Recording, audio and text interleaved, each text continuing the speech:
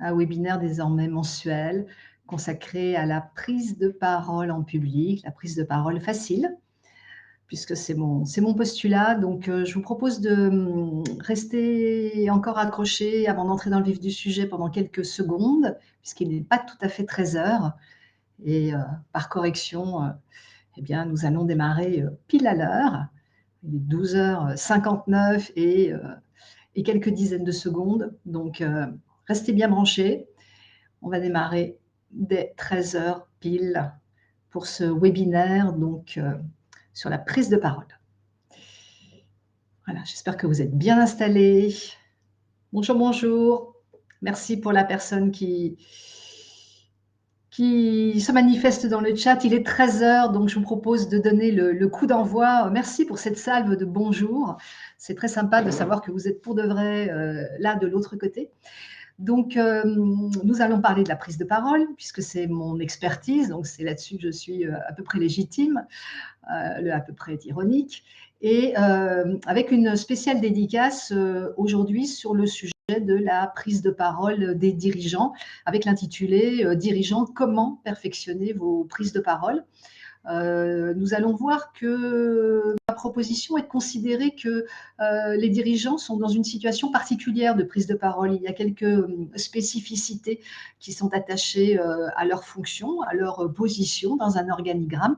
Et c'est pour eux que j'ai conçu ce webinaire, une spéciale dédicace. Alors, il y a plein de situations de situations de dirigeants. Et tous ceux d'entre vous qui ne seriez pas expressément dirigeants, vous êtes évidemment également les bienvenus. Et j'espère que tout ce que nous allons vous dire, que tout ce que je vais vous dire va pouvoir également vous intéresser, même si vous n'êtes pas formellement en position de direction. Alors que je m'appelle Sophie Baker, je suis coach, formatrice, conseil en prise de parole, et j'accompagne depuis maintenant plus de 10 ans des dirigeants, donc, mais pas seulement, aussi des managers et des élus sur toute leur situation de prise de parole, que ce soit des prises de parole face au public, face aux médias, en visioconférence également. Et dans le monde d'avant, j'étais journaliste en radio, et je vous expliquerai plus loin dans ce webinaire quelle est cette articulation que je fais entre mon ancien métier, pendant lequel je faisais beaucoup d'interviews, donc j'avais en face de moi des gens qui prenaient la parole, et puis mon métier d'aujourd'hui. Alors ce webinaire, je l'ai conçu en 2 ou 3 parties, je ne sais plus exactement, mais en tout cas, il y a plusieurs séquences, et je vais vous proposer de le mener de la manière la plus interactive possible. L'interaction passant par le chat, puisque nous n'avons pas d'autre moyen, mais quand même ce moyen-là d'interagir. Alors, je pourrais pas attraper toutes vos questions, toutes vos réflexions dans le chat, en tout cas en première occurrence, mais je m'appuierai dessus pour dérouler ce live. Et puis, à certains moments en particulier, je vous interpellerai pour prendre vos réponses, parce que c'est important pour moi de savoir quels sont, par exemple, vos niveaux de connaissances sur le non-verbal, ou si vous avez une idée sur d'autres sujets. Et puis, il y a aussi autre chose qui est important pour moi de vous le dire, c'est que là, je vais vous présenter des généralités. Or, sur le sujet de la prise de parole, il y a autant de situations spécifiques qu'il y a d'individus. Donc, je vais traiter les grands ensembles, ceux qui me remontent après plus de 10 ans, donc maintenant de pratique de ce métier. Mais vous pouvez prendre un rendez-vous directement avec moi. Et pourquoi prendre rendez-vous? Ben, ça nous permettra d'échanger en face à face, et ça me permettra de faire une analyse de votre situation, de votre rapport à la prise de parole, de vos difficultés, de vos blocages, de vos interrogations spécifiques, et de vous faire quelques recommandations.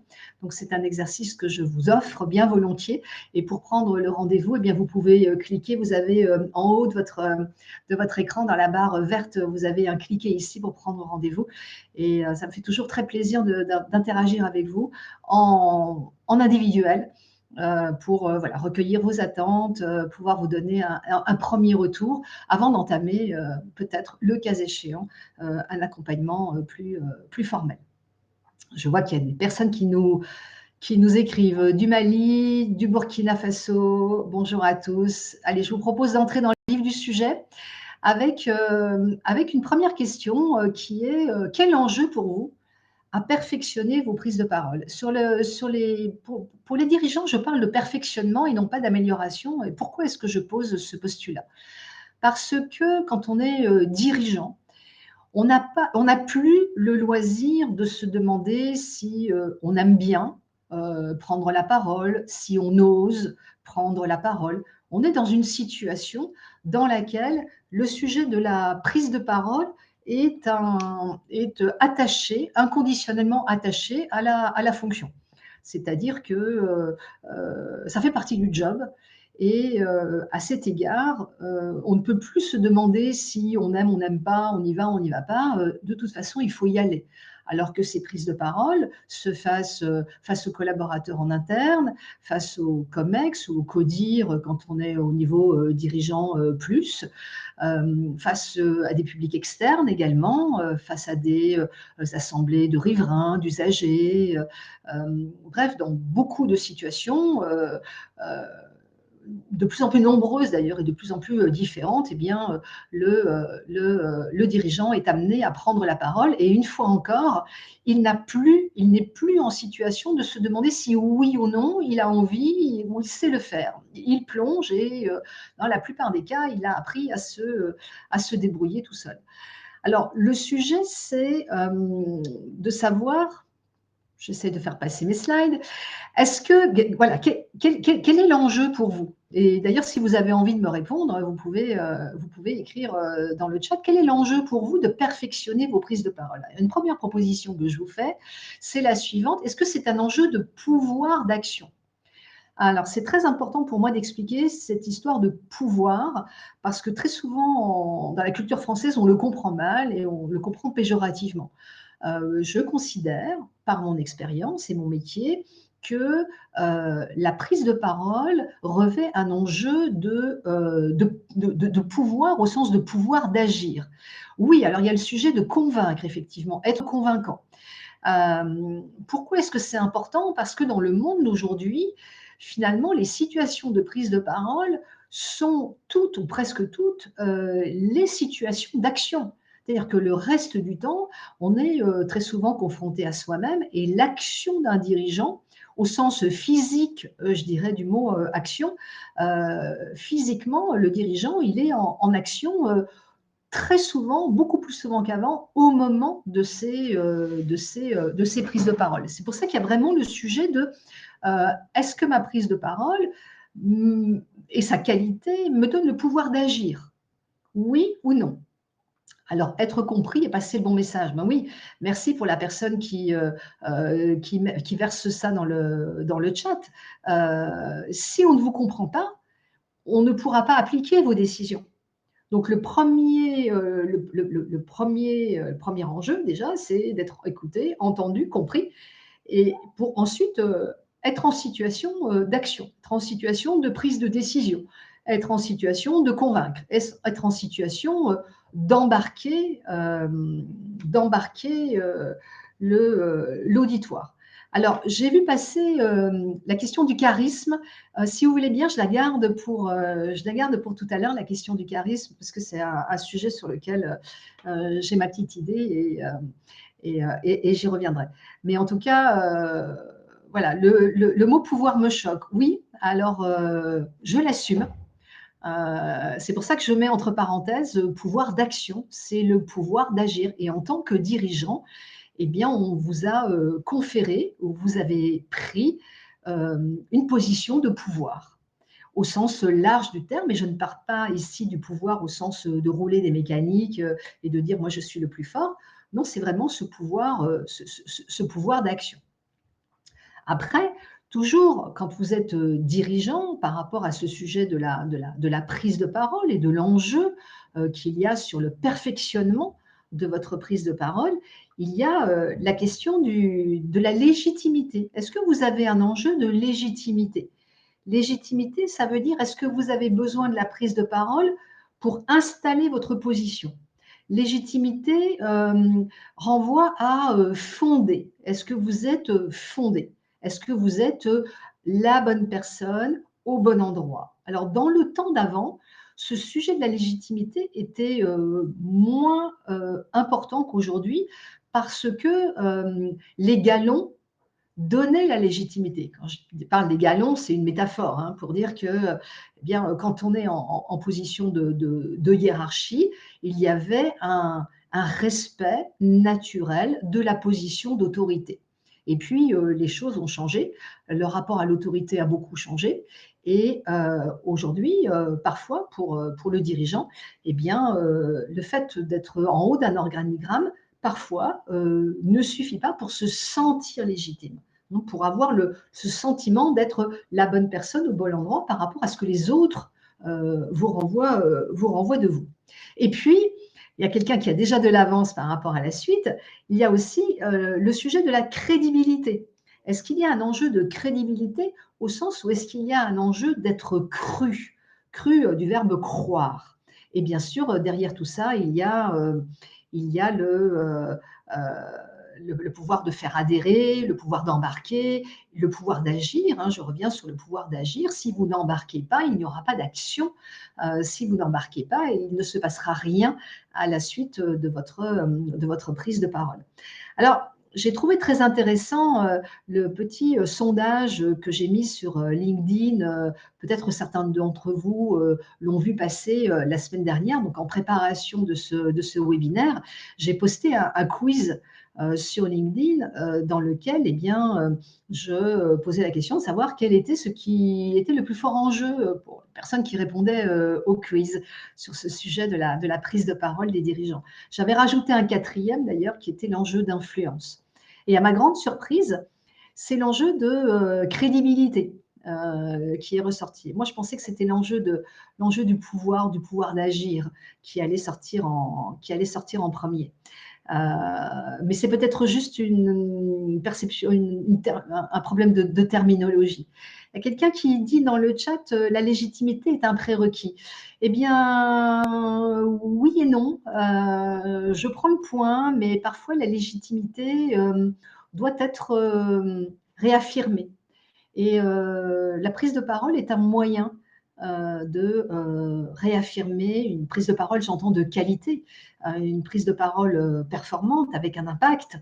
Eh bien, la prise de parole permet de réaffirmer la légitimité dans des environnements qui sont parfois très challengeants, où une personne se trouve en situation de direction, alors que d'autres convoitent sa position. Enfin, j'entends beaucoup de cas de figure différents. Alors, il y a un problème de son, dit quelqu'un dans le chat. Bon, pas pour tout le monde, manifestement, puisque d'autres continuent d'interagir. Finalement, la légitimité et la crédibilité ne sont-elles pas des synonymes? C'est aussi une bonne question. Disons que ces 3 points que j'affiche sur ce slide, ces 3 points sont vraiment à touche-touche. C'est-à-dire que l'un entraîne les deux autres. C'est vraiment une histoire systémique. C'est-à-dire que voilà, l'enjeu de pouvoir va vous installer la légitimité, va vous rendre crédible. Si vous êtes plus crédible, votre légitimité sera mieux reconnue et vous pourrez davantage agir. Donc, ces 3 points sont vraiment très proches les uns des autres. Je les distingue parce que mes interlocuteurs, quand ils viennent travailler avec moi, amène le sujet de ces 3 points, avec ces 3 points d'entrée différents. Voilà, c'est pour ça que je les distingue parce qu'ils peuvent résonner de manière différente chez chacun d'entre vous. Après, il y a un autre sujet qui caractérise, me semble-t-il, en tout cas de l'expertise et des retours que j'en ai, la situation particulière du dirigeant, c'est la solitude du dirigeant. Alors, c'est la solitude du dirigeant à plein d'égards. Moi, je ramène le sujet sur la solitude en termes de prise de parole. Je m'explique. Très souvent, personne dans l'entourage du dirigeant ne lui fait du retour sur la qualité de ses prestations à l'oral. On part du principe qu'à partir du moment où il est dirigeant, il est bon en prise de parole. Et le premier point à observer, c'est que ce n'est pas forcément raccord. Ce n'est pas parce que vous avez un certain nombre de compétences qui vous ont permis d'arriver ou de vous positionner en haut d'un organigramme, que vous êtes forcément un orateur efficace. Il ne faut pas confondre savoir et savoir-dire. Ce sont deux compétences qui sont complètement différentes. Et une fois encore, la fonction de dirigeant n'amène pas forcément à une prise de parole performante.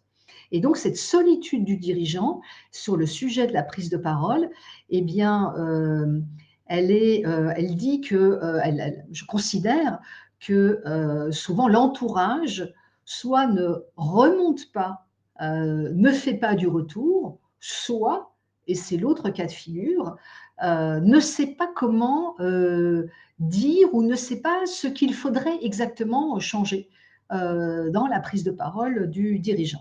Alors, pas tout à fait d'accord, dit Sandrine Guillemin. Les directeurs de communication sont aussi là pour cela. Oui, alors absolument d'accord. Tant mieux si les directeurs de communication se trouvent dans cette situation, là aussi, de légitimité et avec suffisamment d'outils pour que le dirigeant les entende. Mais de mon expérience, ce n'est pas toujours le cas. Parfois parce que le directeur de la communication lui-même ne sait pas exactement comment il faudrait optimiser, rendre plus performante la prise de parole du dirigeant. Et puis, parfois parce que tout simplement, dans un écosystème, eh bien, il y a des cultures d'entreprise dans lesquelles eh bien, le dirigeant, on n'a pas accès ou il ne nous a pas donné accès pour qu'on puisse lui dire, là, écoutez, monsieur le directeur général, monsieur le président, sur votre dernière prise de parole, eh bien, c'était pas tout à fait au top. Alors, première, peut-être je vais revenir avec vous et quels sont les commentaires que vous avez à faire là-dessus? Est-ce que le dirigeant doit savoir accepter et écouter un 360, dit monsieur ou madame Leduc? Je suis bien d'accord avec vous. Simplement, ça ne passe pas par l'injonction. C'est-à-dire que ça ne suffit pas de dire il devrait écouter pour qu'il soit en situation d'écouter et d'entendre. Donc il y a vraiment deux sujets, me semble-t-il. Le premier sujet, c'est lui faire prendre conscience que ça ne va pas, ou pas suffisamment, ou pas toujours. Ça, c'est un premier point. Donc, la prise de conscience fait partie résolument du processus d'amélioration d'une prise de parole, du perfectionnement d'une prise de parole. Et puis, il y a aussi, une fois que cette phase-là est acceptée, comment donner les bons outils pour que le dirigeant puisse améliorer sa performance.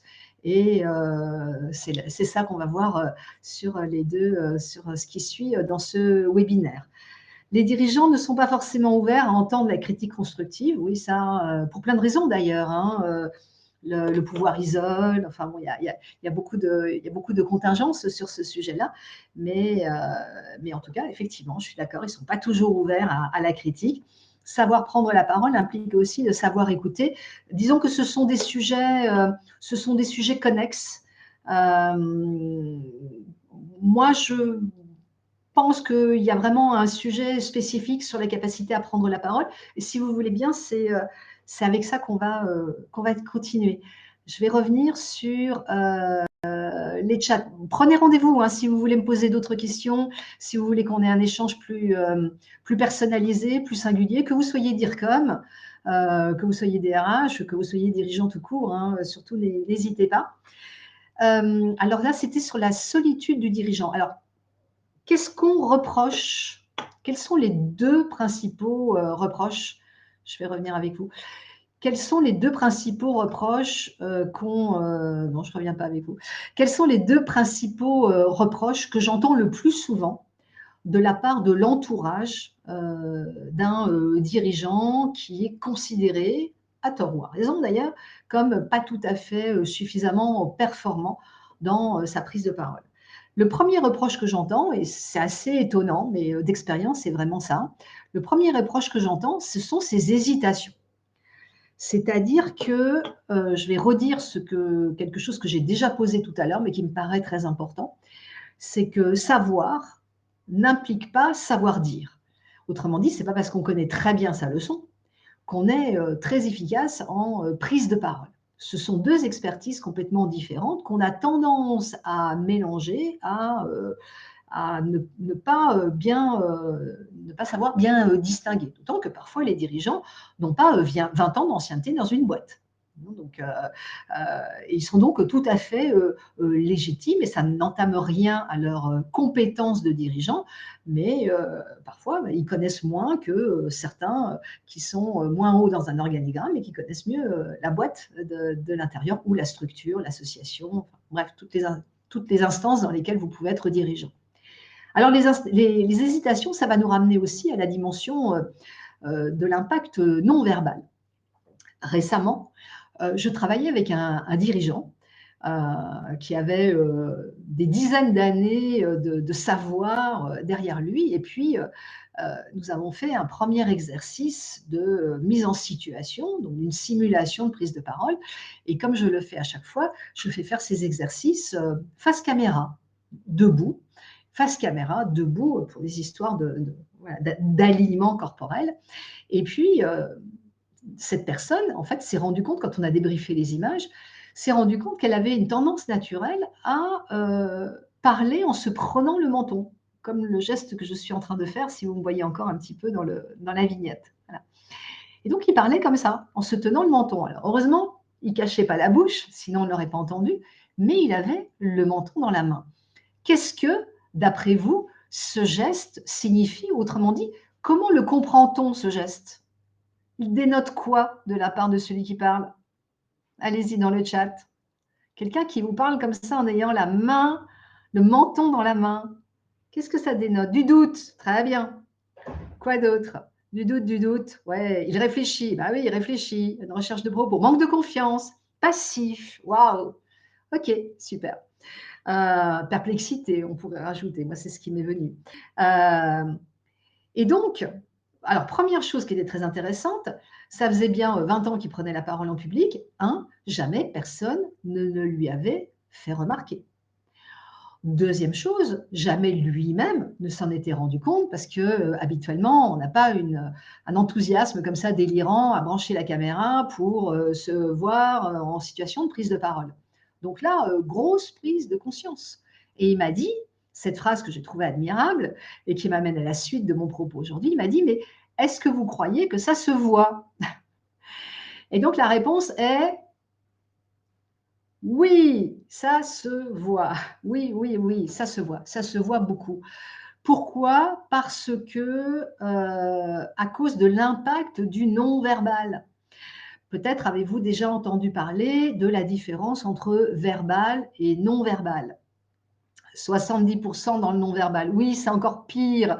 D'après la loi de Merabian, c'est encore pire que 70%. En tout état de cause, voilà, le non-verbal, c'est tout ce que l'auditoire capte avec ses yeux, ça s'appelle le visuel, et avec ses oreilles, ça s'appelle le vocal. Et le ratio, tel qu'il a été calculé par le premier scientifique qui a réfléchi sur ce sujet du non-verbal, s'appelait Monsieur Merabian. C'est la loi dite de Merabian. Et Monsieur Merabian, il a trouvé ce ratio d'impact-là. Il a trouvé 55% d'impact pour le visuel, 38% pour le vocal et 7% pour le verbal. Alors, je m'explique un petit peu, puis après, il ne faut pas mal comprendre ces chiffres. Ça ne veut pas dire qu'on peut juste mimer et que ça suffit. Ce qu'il faut comprendre, c'est que c'est ce que j'ai dans la tête qui agit sur le reste. Donc, effectivement, le monsieur que je citais tout à l'heure, qui avait la main dans son menton, eh bien, probablement que dans sa tête, il y avait une incertitude, non pas sur son sujet, mais sur la manière d'amener son sujet. Et c'est cette perplexité qu'il n'avait probablement pas identifiée suffisamment qui faisait que, eh bien, ce qu'on voyait de lui, c'est la dimension visuelle de mon camembert, eh bien, ce qu'on voyait de lui, c'était très impactant, puisque nous tous dans la salle, eh bien, on s'était rendu compte qu'il y avait effectivement cette dimension de doute et de perplexité qui rendait évidemment sa prise de parole moins performante que si il avait été engagé complètement dans l'adresse de son message. Donc sur le champ visuel, On a, je vois une question qui passe, la position de son souffle et l'impact sur… ah, j'ai loupé la question. Je vais essayer de la rattraper. Une question sur la gestion du souffle et l'impact sur le vocal. Alors, j'arrive au vocal. Donc, je peux pas tout répondre à tout, hein, mais continuez, et puis je les reprends après, puis on se parle dans un autre cadre, si vous voulez. Le visuel, c'est tout ce qu'on voit de vous. C'est l'ancrage du corps, la manière dont il se positionne, c'est la gestuelle, naturellement ouverte, c'est le regard. Alors, c'est un sujet très compliqué en visioconférence parce qu'il faudrait que je regarde sans cesse la caméra pour que vous ayez le sentiment que je m'adresse à vous. Mais mon regard est attiré par le chat, par mon retour image, par d'autres choses. C'est très compliqué. Et dans la vraie vie, quand on est en présentiel et pas en distanciel, c'est très important que le regard soit posé. Et quand on est clair dans sa tête, le regard se pose naturellement. Et puis donc le vocal, eh bien le vocal, ça va être tout ce qui relève du débit, des intonations, des inflexions, les pauses, les rehauts, et puis aussi la prononciation. Autrement dit, tout ce qui va faciliter l'écoute. Le vocal, c'est ce qu'on appelle aussi parfois le paraverbal, hein, tout ce qui passe au-delà des mots, dans la musique des mots. Et donc là, si vous calculez bien, eh bien le ratio d'impact, il est de 93 en tout, hein, 55 plus 38, contre 7%. Ce qui est important de bien considérer, de bien voir, c'est que c'est ce que j'ai dans la tête qui se voit sur le corps. Autrement dit, quand je suis rassurée sur la manière dont j'avance mon argumentaire, mes propos, quand je suis rassurée sur mon savoir-dire et non pas seulement sur mon savoir, alors tout va être aligné et l'impact va être, oui, les trois niveaux d'impact vont être alignés. Voilà, ça c'était pour la dimension non verbale qui m'a permis de parler des hésitations. Et puis il y a autre chose aussi. Je vais quand même revenir vers vous. Est-ce que vous avez d'autres questions et sujets sur la question du non verbal? Est-ce que c'était clair sur le non verbal? Langage du corps et de l'esprit. Oui, alors l'esprit, ou en tout cas ce qu'on a dans la tête, l'intention. Moi, je préfère parler de l'intention plutôt que de l'esprit. L'intention qu'on a dans la tête. Je continue s'il n'y a pas d'autres questions. L'autre chose qu'on reproche souvent aux dirigeants quand ils sont insuffisamment performants, c'est la dispersion. C'est ce qu'on appelle aussi l'esprit d'escalier, le cheminement de pensée. C'est-à-dire une idée en amène une autre, en amène une autre, en amène une autre. Ils ont des phrases à rallonge, avec 5 idées dans la même phrase. Alors, on ne doute pas une seule seconde qu'ils sont performants, non, on ne doute pas une seule seconde qu'ils sont savants, mais ils ne sont pas suffisamment performants au sens où on a du mal à les suivre. Et ça, c'est très souvent ces dirigeants qui viennent me voir et qui me disent oui, alors, on est venu me voir et on m'a dit c'était bien, mais il va falloir qu'on se reparle. Votre prise de parole, c'était intéressant, mais j'ai d'autres questions à vous poser. Autrement dit, on a eu quelqu'un qui a tenu le crachoir, comme on dit vulgairement, hein, qui a tenu le micro, mais avec un propos très éclaté, très dispersé. Est-ce que vous vous reconnaissez là-dedans? Est-ce que des personnes parmi vous se reconnaissent sur cette dimension de propos dispersés? Oui, non, personne? Personne n'a le sentiment d'être dispersé dans sa narration? Bon, bah, écoutez, tant mieux pour vous. Alors, qu'est-ce qu'on fait de tout ça? Eh bien, ce qui m'a amené à me dire que pour régler ce problème d'hésitation et pour régler ce problème de dispersion, le mieux, c'était encore d'avoir de la méthode. Et pourquoi j'insiste sur le sujet de la méthode? C'est que tant qu'on ne sait pas comment faire, on ne va pas pouvoir s'améliorer. Déjà, tant qu'on n'a pas la prise de conscience, comme je le disais tout à l'heure, tant que la prise de conscience n'est pas là, tant que l'entourage n'a pas osé dire ou n'a pas dit de la bonne manière qu'il fallait gagner en performance sur la prise de parole, eh bien, il ne pouvait pas se passer grand-chose. Mais ensuite, la méthode est un recours. C'est-à-dire que tant qu'il n'y a pas de méthode, il n'y a pas de critères, de repères. C'est-à-dire, OK, il faut s'améliorer, mais comment faire pour s'améliorer? Et c'est ainsi que j'ai travaillé donc sur une méthode, et je vous disais tout à l'heure que je faisais le lien avec mon métier de journaliste. Donc je faisais beaucoup d'interviews quand j'étais journaliste et je m'étais rendu compte que mes interlocuteurs avaient du mal à amener leurs propos de manière performante. Et je dirais même immédiatement performante. Parce que quand on parle aux médias, il faut être impactant tout de suite. Comme d'ailleurs la plupart du temps aujourd'hui face à des auditoires qui sont très facilement distraits par tous les outils technologiques qu'ils ont à leur disposition. Et donc j'ai notamment travaillé sur ce qu'on appelle en communication les lois de proximité ou slash les lois d'éloignement. Moi, je préfère parler des lois d'éloignement quand formellement on parle des lois de proximité. Si certains d'entre vous connaissent la théorie des lois de proximité, allez-y, mettez dans le chat. Ça m'intéresse de savoir comment vous en saisissez et comment vous les utilisez, peut-être pour vos dirigeants si vous êtes directeur de la communication. Je vais expliquer ce que je représente par ce schéma. Le rond marron, c'est le monde. Vous êtes au milieu du rond, là, le petit point bleu, vous êtes le nombril du monde. On est chacun pour soi, le nombril de son monde à soi. On a autour de nous ce que j'appelle la zone OK, qui sont ces personnes qui ont le même décodeur, le même référentiel, qui fait que quand on s'adresse à ces personnes-là, il n'y a pas de difficulté particulière. La difficulté en communication, c'est d'adresser des cibles qui sont extérieures, là où il y a le point d'interrogation. Des cibles qui sont éloignées de nous en termes de connaissances, de références, d'intérêts ou d'émotions. Alors, qu'est-ce qui se passe dans la vraie vie? J'ai évoqué dans l'intitulé de ce webinaire le sujet des prises de parole en COMEX ou en CODIR. Ces prises de parole-là, je les ai mises proches du cercle de proximité, selon le schéma que je vous propose, pour signifier que quand on intervient au COMEX ou au CODIR, comité exécutif, au comité directeur, pour ceux qui n'ont pas le vocabulaire de l'entreprise, eh bien, la prise de parole est, je dirais, tempérée dans son exigence par la proximité. C'est-à-dire qu'au COMEX ou au CODIR se trouvent des personnes qui partagent un référentiel, qui partagent un certain niveau de vocabulaire, qui partagent des préoccupations, donc des centres d'intérêt, qui partagent une connaissance du sujet. Donc, au COMEX ou au CODIR, normalement, la prise de parole est relativement simple dans son niveau de performance parce que nous sommes dans un entre-soi.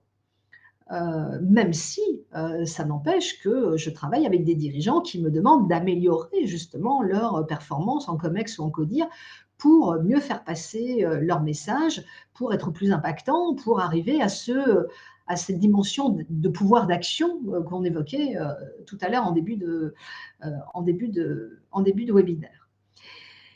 Le sujet des assemblées générales, que j'évoquais aussi dans l'intitulé de ce webinaire. Alors, assemblée générale prise au sens large, vous pouvez intervenir en tant que dirigeant face à une assemblée générale d'actionnaires, par exemple. Ou bien, quand vous êtes dans un écosystème paritariste, eh bien, vous pouvez avoir une assemblée générale d'élus qui vont ensuite mandater les dirigeants pour faire tourner l'entreprise. Là, j'ai posé assemblée générale un petit peu plus loin déjà de l'écosystème pour signifier que les connaissances, les références, les intérêts, les émotions sont parfois éloignés du cœur du dirigeant. Et là, l'adresse du public, le fait d'être performant vis-à-vis de ses interlocuteurs, eh bien, c'est plus compliqué. Et puis, au bout de la flèche, il y a les publics externes. Et parfois, pour certains dirigeants, dont vous faites peut-être partie, et ça m'intéresse de savoir si certains d'entre vous, vous parlez aux médias, oui ou non, eh bien, il y a la situation de prise de parole face aux médias, où là, on va avoir face à nous des interlocuteurs qui sont très éloignés de notre écosystème, du cercle de proximité, là où la prise de parole est plus simple. Je vous ai perdu, là, je ne vois plus personne dans le chat, soit parce que je ne sais pas le faire fonctionner, soit parce que plus personne n'écrit. Je vous ai tous perdus. Alors, qui doit parler aux médias parmi vous? Est-ce qu'il y a des dirigeants qui s'adressent aux médias dans le public qui est là autour de la table? Non, personne ne s'adresse aux médias? Allô, allô? Alors, débit de parole. Qu'est-ce que j'ai là? Ah, voilà. Alors, personne. Personne ne parle aux médias. J'étais un peu perdue dans ma chambre. Si, on écoute. D'accord. Il ne respecte jamais les questions prévues. Avant les médias, il a les salariés. Ok, très bien. Oui, pour certains d'entre vous, malgré tout. Ok. De plus en plus, souvent, les dirigeants que vous êtes peuvent être appelés, parfois à l'insu de votre plein gré, à prendre la parole face aux médias. Donc, oui, en tant que membre d'un bureau, d'une organisation pro, essentiellement, artiste, intervenante sociale régulièrement. Ok, très bien, je vous ai retrouvé. En fait, j'avais mon chat qui s'affichait mal. Donc, dans toutes ces situations-là, presse spécialisée, ok. Appelé en général dans une journée, association de patients, ok. Donc, dans tous ces publics-là, vous voyez que sur le schéma que je vous propose de considérer, là, dans ce webinaire, il y a en fait 3 degrés d'exigence de vos auditoires. Le COMEX, le CODIR, a certes une exigence, mais il a un décodeur, il a un référentiel partagé avec le dirigeant qui s'exprime. Donc, il va comprendre, je dirais, au-delà des mots. Face à l'Assemblée générale, ça devient plus compliqué parce qu'il peut y avoir des intérêts divergents entre le dirigeant et puis les élus. Et puis, vis-à-vis des publics externes, par exemple des associations d'usagers, des associations de riverains, ou face aux médias, on va avoir en face de soi un auditoire qui n'a pas le même référentiel et qui va être extrêmement exigeant. Et je m'étais rendu compte de ça donc, quand je faisais ces interviews, et c'est comme ça que j'en suis arrivée à construire les éléments de la méthode du losange. Et dans la méthode du losange, il y a une clé qui me paraît la plus importante de toutes, et qui est celle de la dimension explicite du langage. Et c'est sur celle-là que je travaille quand j'accompagne des dirigeants, ou pas seulement des dirigeants, mais en l'occurrence des dirigeants, puisque nous parlons de vous, dirigeants. C'est essentiellement sur cette dimension explicite du langage. La dimension explicite du langage, elle va tenir dans une narration par du verbe d'action, conjugué à la première personne, singulier ou pluriel, je ou nous, et puis en réponse à la question comment. Je vais vous donner un exemple. Imaginez que vous soyez appelé à intervenir sur la question de la pollution des eaux usées, parce que vous êtes le dirigeant d'une structure qui gère la question des eaux usées, ou parce que vous êtes voilà, vous êtes un acteur du sujet des eaux usées. Eh bien, je m'étais rendu compte quand je faisais des interviews, et plus largement quand j'écoute la prise de parole ordinaire, celle qui n'est pas suffisamment qualitative, que très souvent on commence par expliquer c'est quoi le problème des eaux usées. Et moi, je me suis rendu compte qu'il y a plus de valeur ajoutée, de puissance d'impact sur un propos qui explique comment nous, en tant qu'acteurs des eaux usées, comment nous gérons le problème des eaux usées, comment nous analysons, comment nous mettons en place, comment nous faisons remonter les informations, comment nous mettons en place des process, comment nous travaillons avec les sous-traitants, comment nous, plus verbe d'action, comment nous, verbe d'action, comment nous. Et c'est avec cette clé de construction du récit que l'orateur va gagner en performance, en qualité de prise de parole.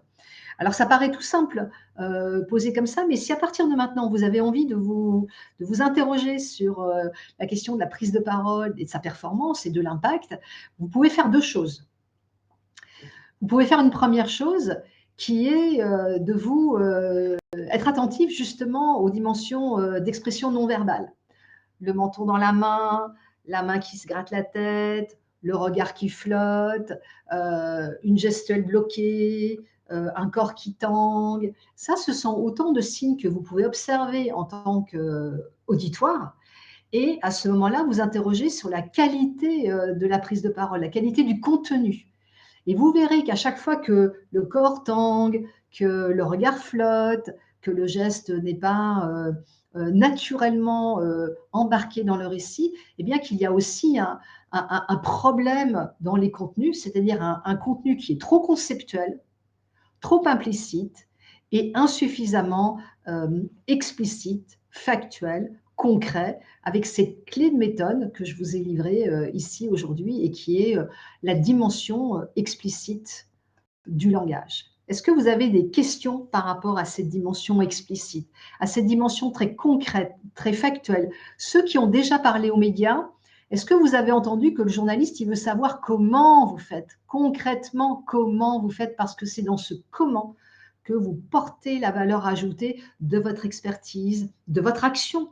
Je reviens sur le lien entre prise de parole et prise de pouvoir d'action, hein, la capacité à agir. Oui, non? Ça vous dit quelque chose?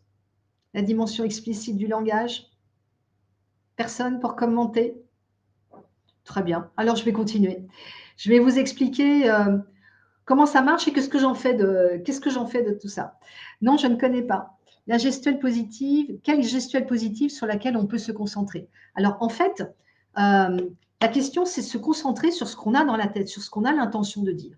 Plus vous allez embarquer cette dimension très concrète, très explicite du langage, les linguistes parlent de la dimension pragmatique du langage, plus vous allez construire très concrètement votre récit, naturellement, votre propos va être soutenu par votre gestion, je perds le, euh, j'essaie de suivre le chat aussi, donc du coup je croise. Oui, le QQ au QPC, exactement. C'est le qui, quoi, ou quand, et alors plutôt le comment que le pourquoi. Quelque chose de très concret, de très factuel, de très explicite. Et plus vous allez rentrer dans ces dimensions-là, plus le corps naturellement va trouver la bonne posture. En fait, les critères d'une prise de parole performante, c'est un corps stable et aligné, c'est une gestuelle naturellement ouverte, c'est un regard stable, ça ne veut pas dire qu'il est figé, mais ça veut dire qu'il est appuyé, et ce sont des mimiques qui sont également congruentes, c'est-à-dire qu'il n'y a pas de geste de gestes contre-productifs, comme par exemple, je prenais l'exemple du menton dans la main. Alors, les 4 angles du losange, en fait, le losange, c'est l'autre clé de méthode que je pourrais vous développer une autre fois. L'autre clé de méthode, c'est de considérer qu'habituellement, on construit en mode thèse, antithèse, synthèse, grand A, grand B, grand C, problème, proposition de solution, et puis la solution préconisée. Et ça, on représente ça par un entonnoir dans mon métier. Et moi, je me suis dit que l'entonnoir, eh bien, il était obsolète dans le monde d'aujourd'hui, dans un monde dans lequel l'auditoire est extrêmement exigeant, extrêmement impatient de se faire une idée si ça l'intéresse ou pas, et qu'il fallait dans un premier temps renverser l'entonnoir pour en faire une pyramide, et puis ensuite refermer cette pyramide pour en faire un losange. Le losange dit que le propos est contenu, il est traversé par un seul message principal. J'ai été un petit peu débordée par le chrono, donc je vous raconterai ça une autre fois, ou bien vous pouvez aussi m'en parler ou poser des questions en message privé, comme on dit habituellement, avec un seul message principal, et le losange va être rempli par cet argumentaire concret, factuel, explicite, qui est résolument là, vraiment l'ingrédient majeur d'une prise de parole performante. Voilà, les gestes déplacés permettent d'être convaincants. Voilà, j'attrape des éléments dans le chat. Donc, une dernière chose peut-être avant de vous quitter, ce que je voulais vous dire aussi, c'est que quand on travaille avec une méthode, ça permet de de mesurer la performance et de pouvoir donc de pouvoir mesurer la performance et de pouvoir poser un tableau d'évaluation de la performance. Et on peut voir les progrès. Et ça, c'est très important pour moi parce que très souvent, on considère que la prise de parole est une science molle. Donc, ça a été important pour moi de poser des critères durs, je dirais. Et tout ce que je vous ai dit sur cette articulation entre verbal et non verbal, entre le fait que c'est la construction du récit qui vous permet d'avoir la bonne expression non verbale, celle qui va être alignée avec votre propos et qui va effectivement éviter les gestes. Alors, les gestes déplacés, je ne sais pas si on fait vraiment des gestes déplacés, mais vous voyez ces gestes incongrus comme le grattage de tête, comme le menton dans la main, comme le fait d'être affalé, par exemple, ou d'être accoudé. Autant de gestes qui vont dénoter de l'incertitude, un malaise chez celui qui parle.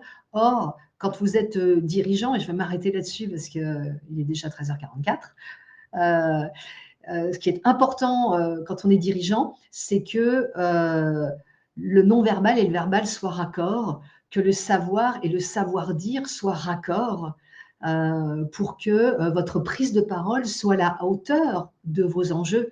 Et c'est vraiment dans cet esprit-là que je vous propose de considérer le sujet de la prise de parole avec une méthode, la méthode du losange, si ça vous intéresse en savoir plus. Donc, vous pouvez me suivre sur LinkedIn, vous pouvez prendre rendez-vous et vous pourrez voir le live sur mon site web. Je vous ferai une petite relance ce soir pour que vous ayez accès au replay si vous avez envie ou besoin de revoir ce qu'on s'est dit ici aujourd'hui et puis dans un autre cadre, d'en savoir plus sur mon approche de la prise de parole en public, en particulier pour vous, les dirigeants, avec cet enjeu particulier sur votre tête. Je vous souhaite une bonne journée, puisqu'elle ne fait que continuer. J'espère vous retrouver très bientôt pour la suite de nos échanges sur la prise de parole en public. Prenez soin de vous. À bientôt. Ciao, ciao.